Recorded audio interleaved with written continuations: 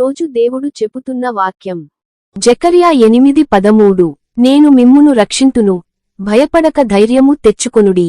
జీవితంలో భయపెట్టే పరిస్థితులు వచ్చినప్పుడు మన బలం తగ్గిపోయినట్టు అనిపిస్తుంది. కాని దేవుడు స్పష్టంగా చెబుతున్నాడు, నేనే నిన్ను రక్షిస్తాను, భయపడకు, ధైర్యంగా ఉండు. నీ సమస్య కంటే దేవుడు గొప్పవాడు. నీ భయాల కంటే ఆయన శక్తి పెద్దది. నిన్ను రక్షించే దేవుడు నీ పక్కనే ఉన్నాడు. కాబట్టి ఈరోజు భయాన్ని వదిలి విశ్వాసంతో ముందుకు నడువు. దేవుడు నీతోనే ఉన్నాడు. ప్రార్థన చేసుకుందాం.